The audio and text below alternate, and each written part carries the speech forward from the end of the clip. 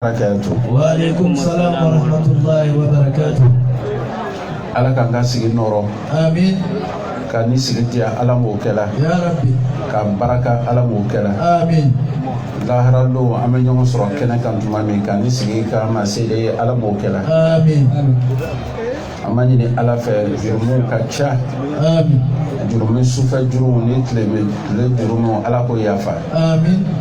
Ala de yafa masai yana nga wuli ka boya ka soro ala sonbe ala mo kala. Ya Rabbi. Wakati ni kumuru kono. Naam. Comme modérateur pour 25 minutes. Naam. Ame sigiro dole da. Dugukolo kan. Naam. Ani sangabala. Naam. Sigiro mkafsa kateme sigiro beka. Naam. Odoye di. Allah. Dugukolo da. Ani sangaba kono. Naam. Mogoye kenyon kan. Mogobe baraji soro mina. Naam. Ni nimisa tala. Naam. Ni nyona. Allah. Olo. Allah. Parce que an sigin meya. Naam. Ko kelen pele koso. Naam. Nanga gosi ameta ke fla. Naam. Ala kolo. Naam. Ala kera kolo. Tiens. Ala mogo ko. Naam. Ashraful majalis. Naam. الجلوس في ميدان الفكر بالتوحيد. الله. نسيني كرام. نعم. واجل كم فلا. أواجل كم كسببيه مغاب جوجو دسرو. هكذا. جوجو متنتيلا كرو. نعم. أواجل كم كسببيه مغاب جوجو دبلا. نعم. جوجو متنبي يدسن مكابلا. Ni mɔgɔ mana wajuli kan yɔrɔ ko dɔw bɛ yen i t'a mɛn i t'a ye wajuli a bonyaw ka ca kosɛbɛ mais wajuli bɛɛ ni k'a ka bɛɛ kɛ ɲɔgɔn kan Muhamadu ko le ka di n'a bɛɛ ye Alakira ko le ka di ka tɛmɛ a bɛɛ kan kira kanu le ka di ka tɛmɛ fɛn bɛɛ kan Alakira yɛrɛ le ka di ka tɛmɛ fɛn bɛɛ kan kira yɛrɛ ka di ala ye ka tɛmɛ bɛɛ kan ala yɛrɛ ka di alakira ye ka tɛmɛ bɛɛ kan kira le b'a lalɔn ka tɛmɛ danfɛn bɛɛ kan ala yɛrɛ tɛ mɔgɔ lɔn ni alakira kelen tɛ o de kosɔn u b'a fɔ alakira ma ko majla zaati wa dalilu iradatihi wa mahalu nazar n'i bɛ fɛ ka ala ye i bɛ alakira filɛ ala bɛ bange kira kelen de la n'i bɛ fɛ k'a faamu nin bɛɛ ye jama n'ala tun sigilen bɛ yan n'ala ka b'a kun wuli a bɛ mɔgɔ kelen min fɛ o ye alakira ye bɛɛ b'ale de kɔ ala tɛ mɔgɔ lɔn ala bɛ kira kelen pe de lɔn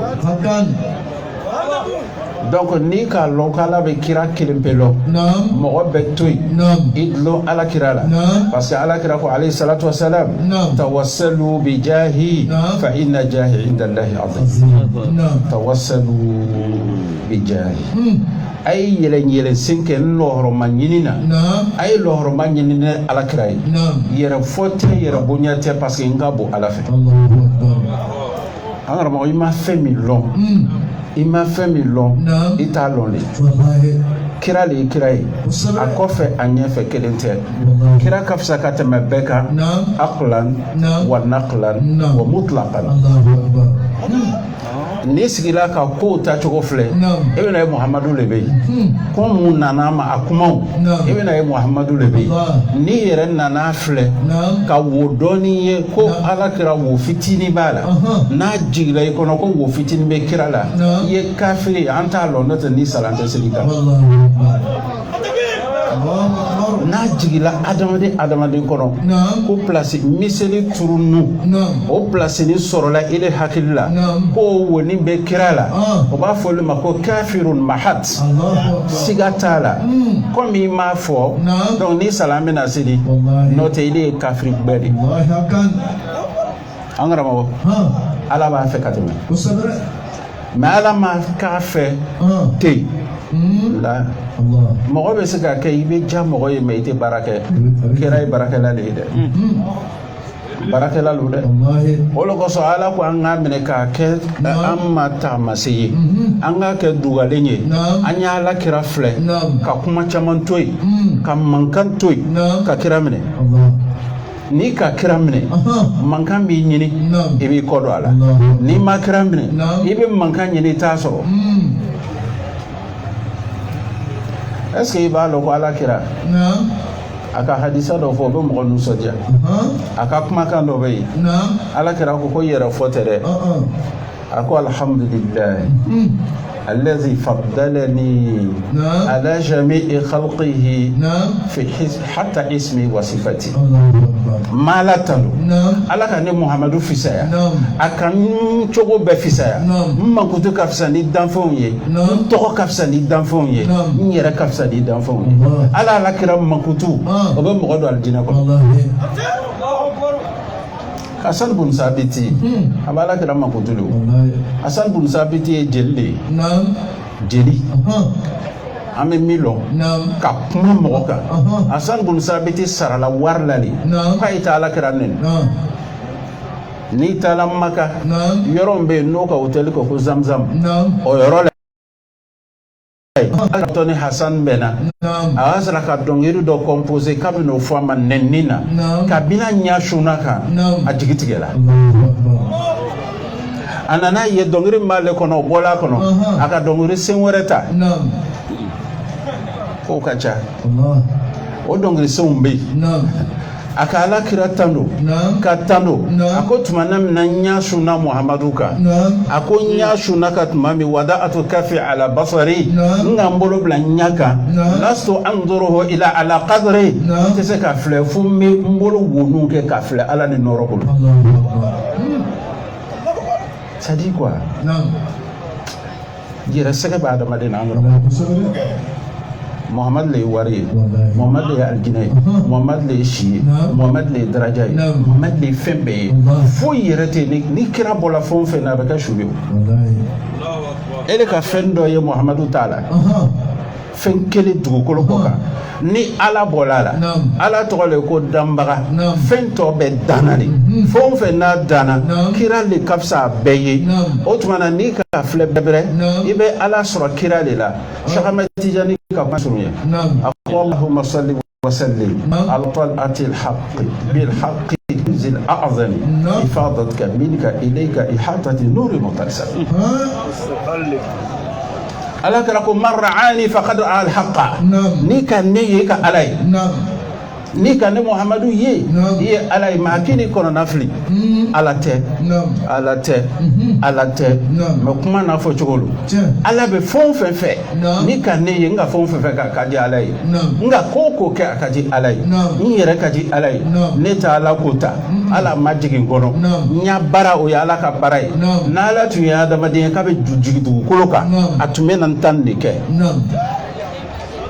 na la tu ada made ate dowore ke kirate min kala mo kini yere sege bonna inda tugula ni Muhammadu yani biti yere bla ke beta ala nyini ala to be Muhammadu nyidi ban ala yoro aka jamu sundo tre saba sundo e to ka atoy di astaghfirullah wurudi ni bekay mi kaboni ni bey makhtalatu hubbi fi qalbi ahad fa ahabbani ila harama Allah jasadahu lillah ala kira ko nekanu manyami adama de si kanuna fo ala ya tigi farso haram ya kabo jahannama ma ne Muhammadu kanu o yedu ile kanuna ele do jahannama na mo wara ka jahannama lo ala tate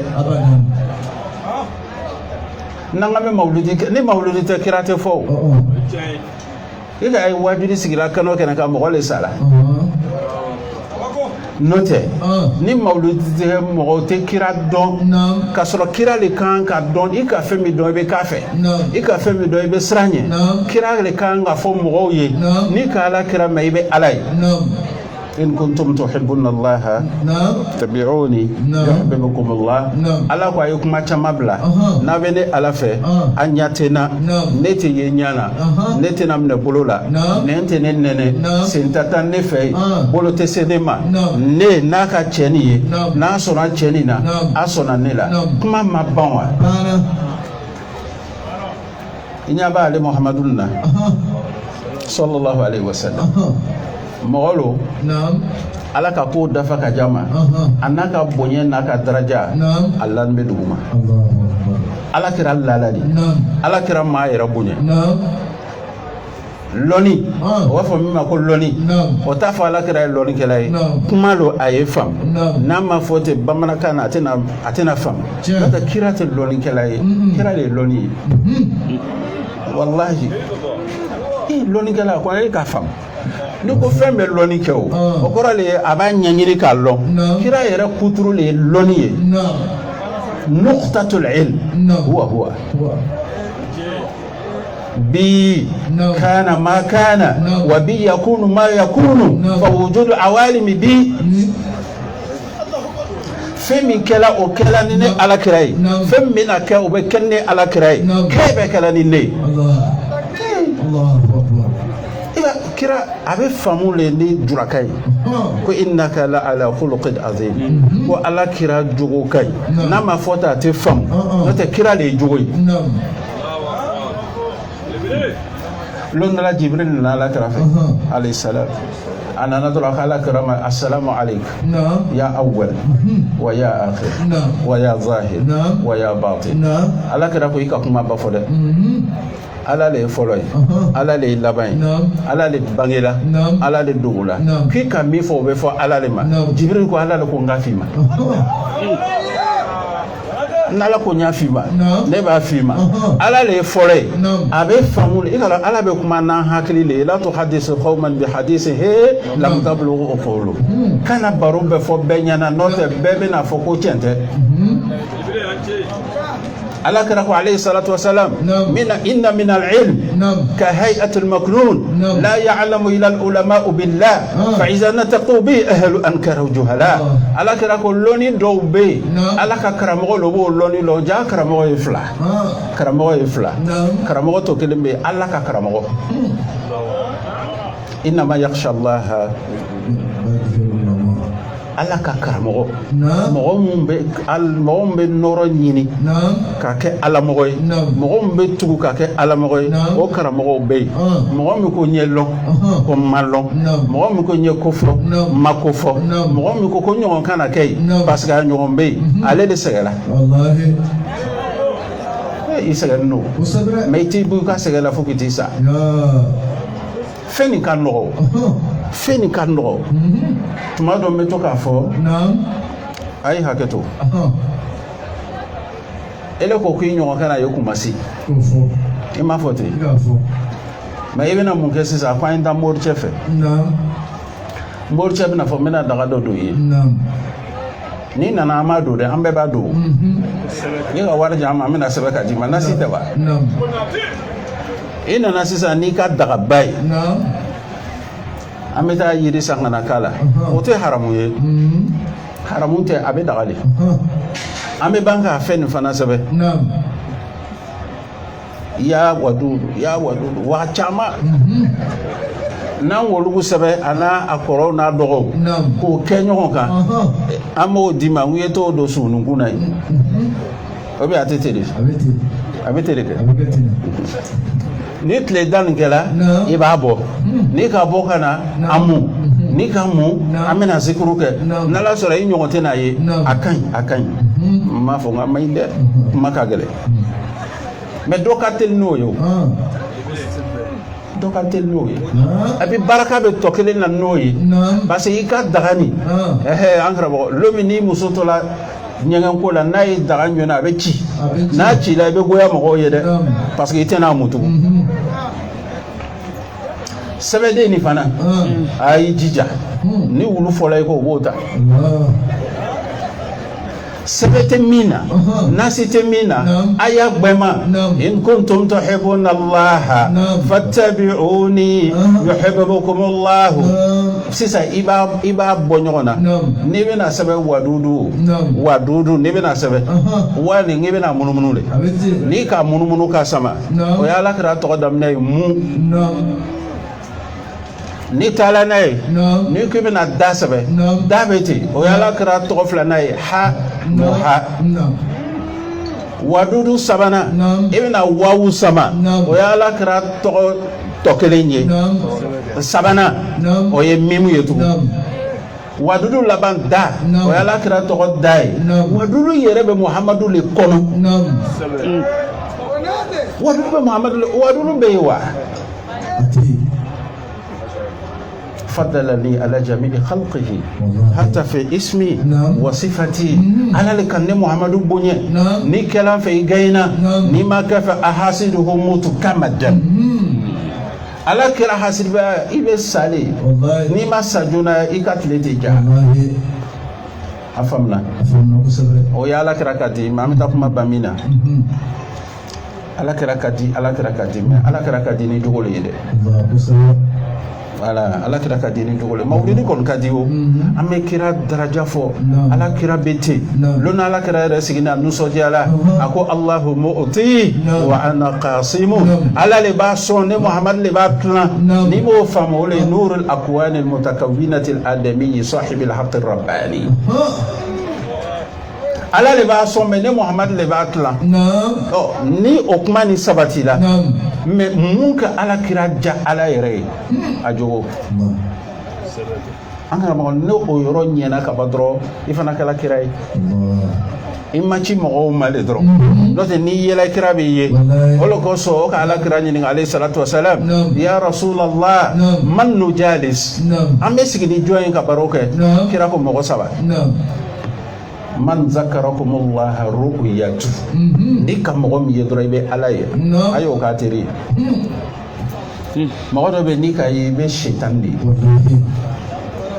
mo do be ni ka yedro ibe bunyele nyu kana e mo do be ni ka yedro ibe fe ka warle ye mo do be ni ka ye ala bi dhikrillah tatma'inul qulub ni ka yedro ala bi jaye ay barako no tige أو كافلنا من زادكم منطق على الله مغمي باجدي أياكما باجدي على الله إلا كما قلت بارو ب أيا بارو ب واري أيا بارو ب فيلا aya baro be muso aya baro be inyo kana soro o ko teri e fla da kun wa dawaun teri do e fly teri do e banai teri be dian yirila banali teri mala yirila fly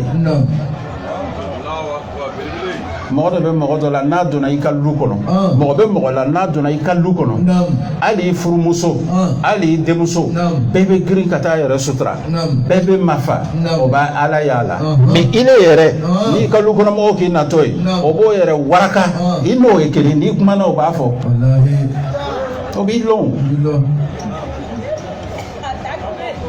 ست شعرات يقول أمر القيس مهما تكون عند امرئ من خليقة ولو خالها تخفى على الناس تؤلمي جو من بلايكا جو نيتالون جو تي يا برالي يبلو kwa sabana join ame sigini join ala kara ko alayhi salatu wassalam ay sigini mogoye mogo min ka bara aba hakli digi la harako man zakarakum amaluhu al-akhirah aya baraba hakli digi la harako hulu ko son sayyidna Umar donc Umar bun Abdul Aziz mi est patron le no asigini be ale le mo bay ale te cheikhouya ale te almamiwa beta le bonyawa lolan na nafe lolan cha sigini be ale sigini be nga jidaga be ya beba le bunya ayere wulla kata jida le ka jike flengono kana jilulanchama lulancha ko itume sigige ele mo bani ituma fo metata ako qumtu ana Umar wa raja'tu ana Umar ntala jita ntoy Umar nana sigin toy Umar yere bayabu munye abi tole yele mawa ma bi jalay abi jalay rasu tawadu majigi yere Allah sulu ibalo majigi la sulu am tabda assalama ala kun man laqaita ni benani mo salamu ke ankara mo fo mo mte mo fo yere bali anna ka dogo yere bali foli sugu ka ciao assalamu alaikum folilo ki tega do abolo folilo mais ni yere baya ka mogo fa mogo mi kan ka fo na ka ya ban nyabo la jango ye na le fo ko ni ki yere fa parce que ale nyana sisa ale de be donc kay na le fam obi boya na le no ki to yibe na do afle kuyo mogo fo ibena ni mogo yi wa taruda salam ala man sallama alayk ni mogo ka salamu blaima allamne kanye wa alaykum assalam wa rahmatullahi ta'ala wa barakatuh kini kan ikambla duma ko mi lebete kaso itete wallahi dole ka tamaro tomo mogo do ka tamaro tomo de bikuna sini tamaro ba bolo ale ka tamaro ta duma ya ka ba tigi nyinna o fana la lo dumale ikalo ni te chogo mi kini yera kete tamaro tere saba ka tigi kale te se ka dom ni ba ni atigi nyinna be se ka ke babu dola ni ba tigi nyinna kana to ki yera nai abena na mo sayyidina umar sayyidina umar ko ka dom yera mine ba ka fanni tigala adom kini yera ke fendo ite femie ni ki yera ke femie na barana na ni ma ke be ke fendo ye asabana an tarda bidun al majlis no ka sigiro dima kofe sigi kofe me mo la ni ka sigiro jama kofe ka mambunya ko ni le ka bunya fam ko ma le bunya parce que ma le sigi nyefe ibe mo le fam na yoro la ele bom mandi أمشاج نبتديه فجعلناه سميعا أمشاج نبتديه منيو تشيك منيو مسوكا منيو ولا بينيامي كديني ويه آيا كروفلوي أكروفلنا أمشاج من الهوى والبلوى والبلاء adama de manu nyagami be segela anan me kola no nyagami ni la ni le nana no ki mako chazi flana ki place be isgiye ala kolo ala ki blaide isgi me chemi ka suma ko muhammadu o ka le gbeni ka tesigi ale gbenali ele replacer jeni makofe ko muna masigi nyefe jani le kala nyefe anta en resoro وأن لا تحب إكنا كانوك أن تذكر بالبر والمدح والتزكية أكانوك نكيلا واتي وبمكرو تكيد لكفو واتي به إنيونتي إلى الكتب أكتبية إلى الولوية نو فايبتوك يكون لما أبتي إبالا تتي إبادو إتي يردو يكونوا إما الله wallahi ni wulla ni mabbe chokoroba ma ibolala wallahi kusabre ni wulla ni chokoroba ti wolu ele ko ni fala no ya yele wallahi olume mo toro sama obi toro sama obi jogodo ibe sey dabe jakata motaka ibe mantike ni balaga ni arudu lokata motaka ko bala lokati mika obi mo ya lokati mika no ki yemi ke ko ke nga femi fo sisa ameta Allah bani ala kira yere alayhi salatu wasalam ala kira tun kala togodi ala kira yere a seven maka ko la ko ala kira tun kala nani mo bena ale le be ke folo yikifo na bena parce que akala baraji bala ba fa assalamu alaikum parce que be yere bonyo ba mo la wa kana yabda bil musafahati ala ashabi ala kira ka sahaba wale be ke premier ki bolobo ala kira be ke premier ka bolo ke ko mais bi o ko o mo kundi le ma ile ka kelege kwa ka bolo dia kama kundi ya itani barali ile ko le fo yoro yo wa mo nana sisani sadi ni ya malamo ka badura da madame sege ikuma na chogo chogo mo wilo ala kira tunkala be akasaba kumbe bil musafaha ma adaimi kana yarkabu al himar ala kira tumayya falila fali nangamena fobi ala kira tumadola annaka woro mobri sora be do ala mogodo be bangata yoro la ko mobri tembolo taxi wara babula tata ko bena foko ici tombé mais tu es tombé ibena kana loa Mais c'est tu m'y bolo à malon. Maintenant tu bolo à toi et long. Taxi l'état.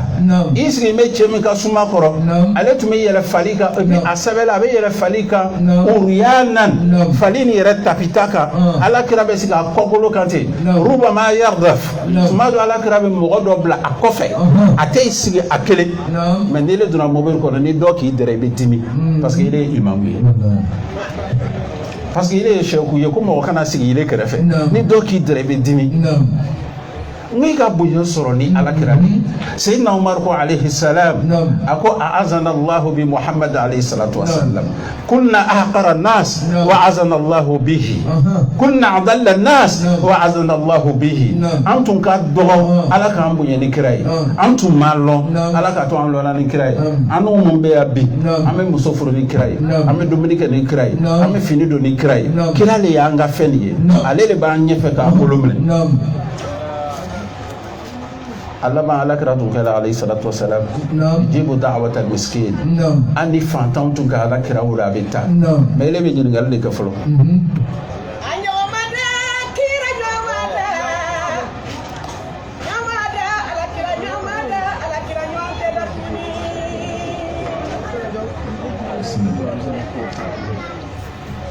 ini che akoko ala kira nyogomada ninga fama ko le fode kwa nyoon referente dans tuguni haramun ala al-ayami ijadu misli ika kuma ba fode haramun ala al-ayam ijadu ala yere ko ala ko diema o nga haram ya ye Muhammadu nyoon soro dien ko sona anyonte nawo anyonte ba mi ka soro ba nyonte fami ka soro fa nyonte kira nana leri mina o leri ala ko tunu anana tene mina tene u be bo afa o tene bana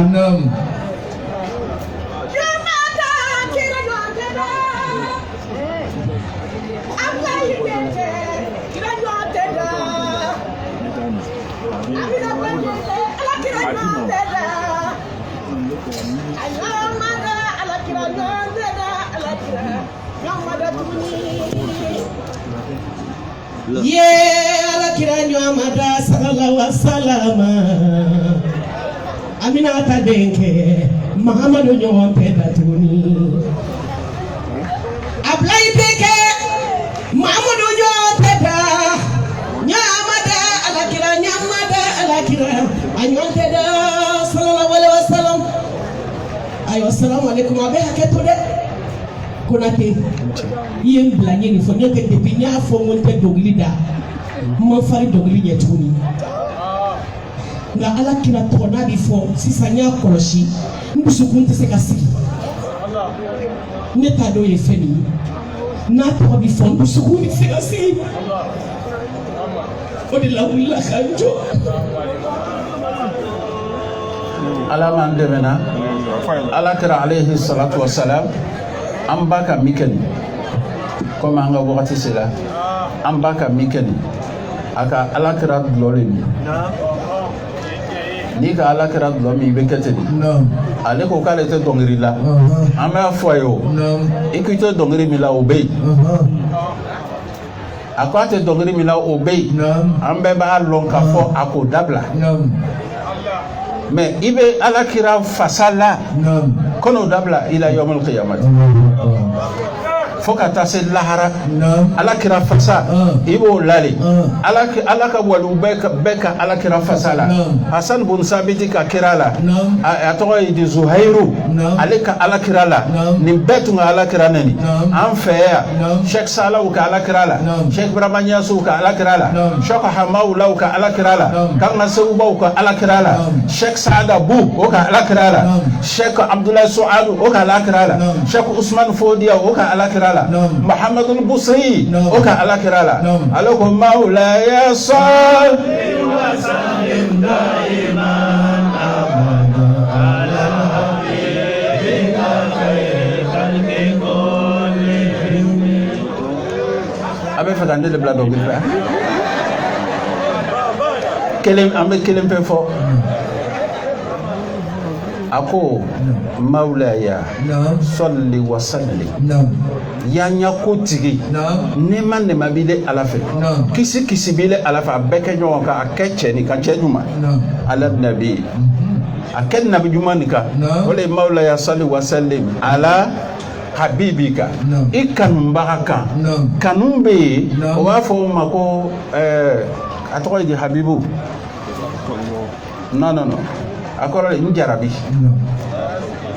jarabi darabe k'o ka ca o n jarabi bɛ yen n kanuɲɔgɔn bɛ yen arabukan na hubu bɛ yen shawku bɛ yen shagafu bɛ yen gudu bɛ yen alhanana o fana bɛ yen kelen tɛ a ko le ko ka nin kɛ alakira kan a k'a ka dɔnkili la k'a la a nana se yɔrɔ dɔ la a ko fama bilagol ilmi fi annahu basharun wa annahu khayru khalqillahi kullihim. Muhammadu ko le tun b'a dusu cɛ an ka walugu tɛ walugu la f'i b'a alakira lɔ. الكتب لم تكن أقتاب أقتابا ولا أوتاد أوتادا ولا نجباء إلا بمعرفة الرسول. إيا وليات الدافع على كرا أنا نسير دولا أكو فما بلغ العلم فيه أنه بشر تمافو أدنايل فما بلغ العلم فيه أدنايل أكبيك بلا أتمنى دون لا كرا لا أكادمنا أيحسب صب أن الحب منكتم ما بين منسجم منه ومضطرم مولاي صل وسلم دائما أبدا على حبيبك خير الخلق كلهم. أكادمنا أبالك رالتانو لولا الهوى لم ترك دمعا على الطلب ولا أردت لذكر البان والألم. أنا سيرونينا أبي كرا لتانولا على كرا بيتي أبيتي أكابيكتا فما بلغ العلم فيه loni benela ne ya loni dan ala kira la ala kira yemuye melekelo ako no melekete akun nyamina kira kanuna me kira kanu sugu jumelu aba ala kira bundo do la Allahumma salli ala nuri kadmatika wa sirri asrarika anana ya ka bikibla ntese ka fo ala lo parce que ala le kada na ka bo meleke akabu jine aka bikibla asuna ala dron kira nana sukola kira nana fo ko ibe sigala le wa imale be misebe kira lo ko adafa afo basharu sukola o asra be markoria walu wore be tafere kira tara fo nyanai peter che be ntandola atala se yoro do ajola afo ye ko no ko basharun kira kala fla kira beya ni ko te chenye ali sisa ne ka television fle ni abe dongi lala ya television kele na be dominique la yoro kele na ni dobe kumana male kele ni tuabu kan nege sila ka mo ke saba kul wallahu mo ke binani wallahi wassalamu alaikum wa rahmatullahi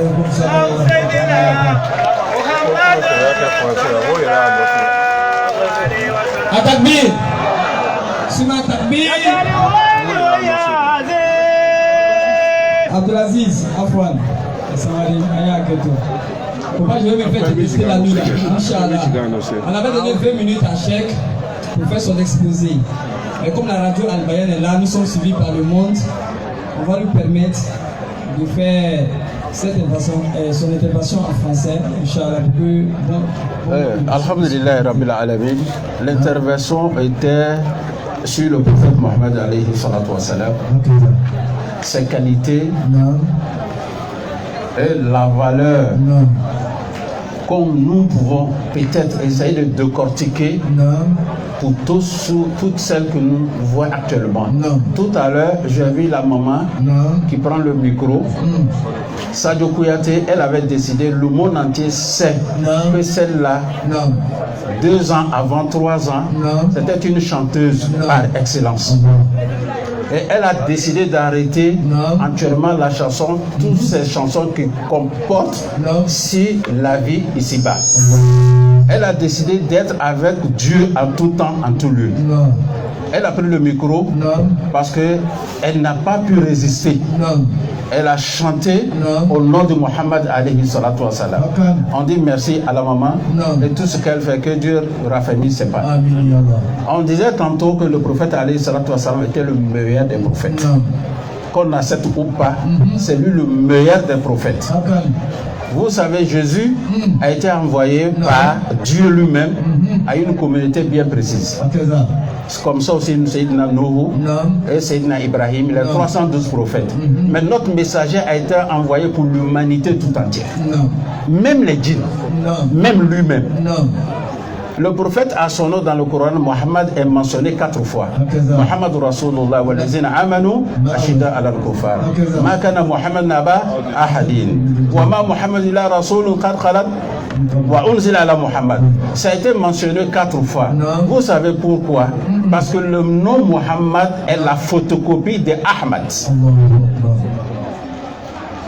Tout à l'heure, le premier conférencier parlait de Mohammed. Il a dit, arrivé à un stade de son intervention, il dit qu'il préfère arrêter. Parce que s'il veut aller en profondeur, c'est pour peut-être mélanger la tête des gens. C'est-à-dire, le prophète Mohammed alayhi salatu wassalam, c'est le prophète par excellence. C'est grâce à lui là que nous allons rentrer au paradis sans même que Dieu pose une seule question à qui que ce soit. Par la salat sur le prophète alayhi salatu wassalam. Mais en même temps, j'ai dit aux uns et aux autres, il faut qu'on essaie d'avoir un bon caractère, un caractère noble. Il faut avoir quelqu'un, celui-là même que tu peux prendre comme un miroir, c'est-à-dire une référence. Notre référence c'est Cheikh Ahmed Tidiane Sunnatul Jabal. C'était quelqu'un, un érudit, un savant, mais il était tellement humble, il causait avec ses élèves. Il a même dit une fois que je cause avec vous par rapport à ce que le prophète faisait avec ses disciples. Si je me tiens seulement à la qualité des asrar, c'est-à-dire les secrets que Dieu m'a inculqués, je n'aurai pas le temps de causer avec vous. Je vais dire par là qu'on est imam, qu'on est cheikh, qu'on est moukadam, qu'on est guide. Il faut avoir le temps pour les autres. Il ne faut pas être orgueilleux. Il ne faut pas t'exhiber. Mets dans la tête que aujourd'hui, moi je suis en train de donner la conférence. Peut-être que j'ai la bouche sucrée. Mais je te dis que parmi les gens qui sont assis, il y a des gens qui sont plus érudits que nous.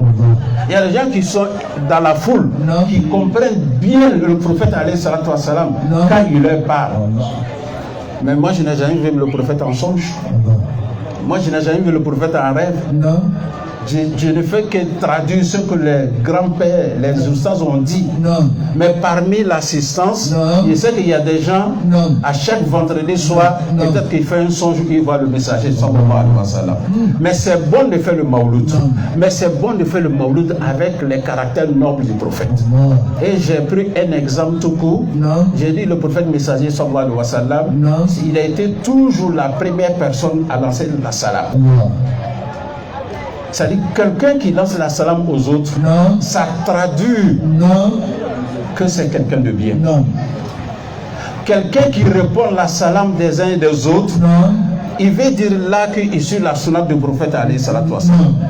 Quelqu'un qui répond l'invitation des personnes nécessiteuses, des personnes démunies, qui répondent leur invitation, ça traduit que ce monsieur-là, c'est quelqu'un de bien. Donc il faut avoir ce caractère-là. Ça c'est d'un. De deux, le messager alayhi salatu wassalam n'est pas des vertus, nos vertus, il y a les 4 les vertus luxueuses. La monture du prophète c'était quoi? C'était l'âme. On peut même sur le chameau. Mais quand il monte dessus, qu'est-ce qu'il fait?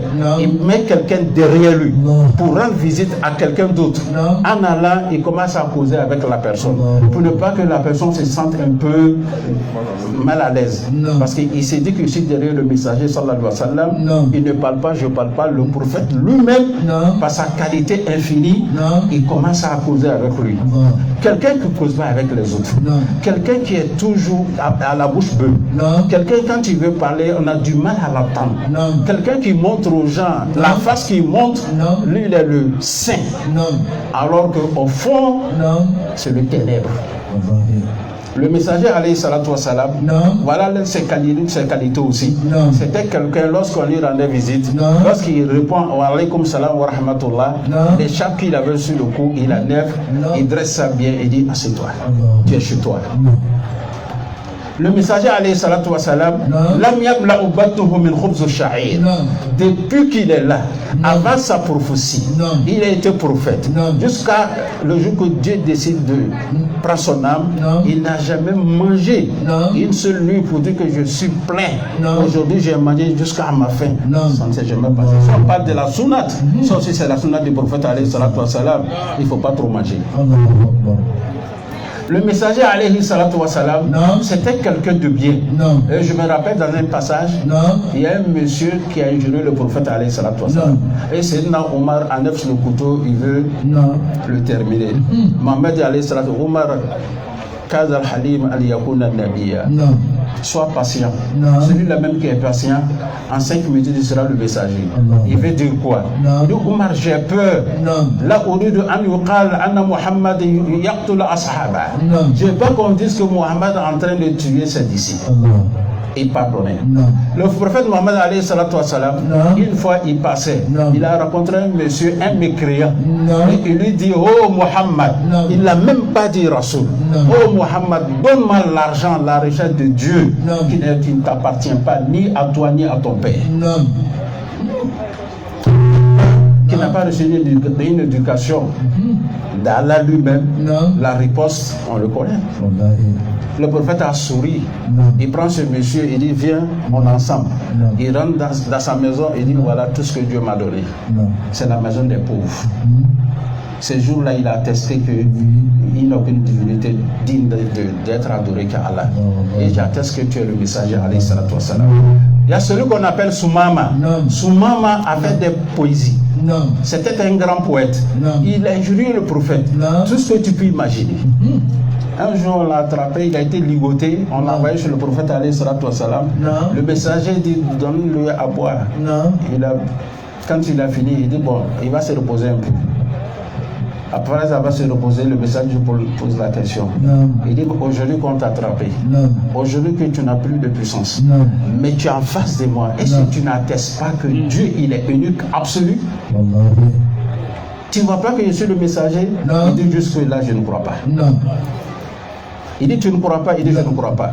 Et là ce que le prophète va dire alayhi salatu wa salam, il appelle l'un de ses disciples, ses compagnons, il dit détachez-le, ayab la veta. Il s'en va, il arrive quelque part, il revient tout seul maintenant. Il dit je viens me convertir. Le message dit mais pourquoi? Tout à l'heure tu as fait te convertir. Il dit non, si j'ai accepté à la Mecque ou à Médine, ils vont propager l'information en disant aux gens que j'ai eu peur du couteau, j'ai eu peur de la mort, mais maintenant je suis libre de faire de ce que je veux. Il dit wallahi, wallahi, il a juré. Il dit sur la terre du monde, sont réunis tout le monde. Tu es la seule personne que je détestais. J'étais tellement détesté que je ne voulais pas te raconter dans la rue. Il dit mais présentement que je te parle, c'est la personne que j'aime plus. Parce que tu es bon, tu es humble, tu es pensé. C'est lui le messager alayhi salatu wa salam. Que Dieu nous aide. Fasse Dieu qu'on se retrouve au paradis comme ça. Allah mansutrala. Wassalamu alaikum wa rahmatullah.